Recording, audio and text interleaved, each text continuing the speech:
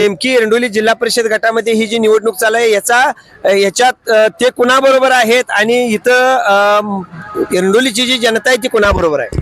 आम्ही महेश दादा सोबत आहे आणि याचं कारण म्हणजे महेश दादा मागल्या 7 ते 8 वर्षापासून काम करतात आणि कोणतेही पद नसताना स्वतःचे पैसे खर्च करून, स्वतःचं म्हणतोय मी, स्वतःचे पैसे खर्च करून लोकांच्यासाठी त्याने कामं केलेली आहेत. हनुमान मंदिर असू दे, पोद्दार गल्लीतील दत्त मंदिर असू दे, हनुमान मंदिराला 9.5 लाख रुपये स्वतःच्या खिशातले घातलेत. कोणतेही पद नसताना दत्त मंदिरामध्ये 1.5 लाख रुपये त्यांनी घातलेत. पाण्यात रस्त्यावर बाजूची कामं स्वतःचे पैसे घालून दादांनी केलेलं आहे आणि ह्याच्यामध्ये महेश दादा आणि सुप्रिया तवटे हेच विजयी होणार. आमच्या गावात बऱ्यापैकी कल म्हणजे संपूर्ण कल 90% ते 80% महेश दादांसोबत आहे. आणि दुसरी गोष्ट, काहीतरी अफवा पसरवून काहीतरी करण्यात पॉईंट नाही, कारण परमेश्वरानं प्रत्येकाला मेंदू दिला आहे.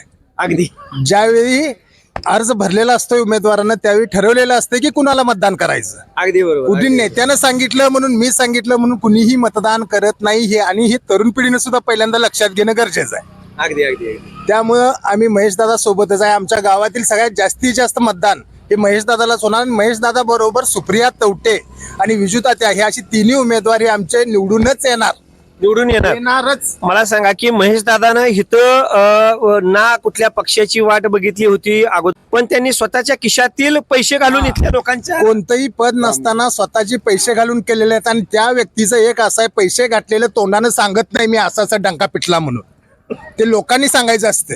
अरे बा, हा एक मेन नाही. 10 रुपये खर्चायचे आणि 10,000 खर्चले म्हणून असं नाही चालत. काय बदललाय, आपल्याला बदलण्याची गरज आहे. त्यामुळं तरुण उमेदवारांना साथ देणं तरुण पिढीनं गरजेचं आहे, हे पहिल्यांदा लक्षात घ्यायचं. कुणीतरी सांगतंय म्हणून मतदान करू नका. म्हणजे स्नेहलताईंची उमेदवारी जिल्हा परिषद गटात दमदार आहे. स्नेहलताईंची उमेदवारी दमदार आहे. सुप्रियाताईंची दमदार उमेदवार आहेत, एज्युकेटेड आहेत. एज्युकेटेडची गरज आहे. कुणाच्या पाठीमागं लागून कधीही नेता तयार होत नाही. आणि आमच्यात ही तिन्ही उमेदवार हे निवडून येणारच. विजय तात्यांचे, सुप्रिया तवटे आणि महेश मोरे. मग मला सांगा, एरंडोली जिल्हा परिषद गटातील जी गावं येतात त्या सर्व गावात ही परिस्थिती आहे. 12 गाव आहेत. 12 गावापैकी बऱ्यापैकी तुम्ही निरीक्षण करा आणि तुम्ही ठरवा. सगळंच माझ्या तोंडातून वधवून घेऊ नका.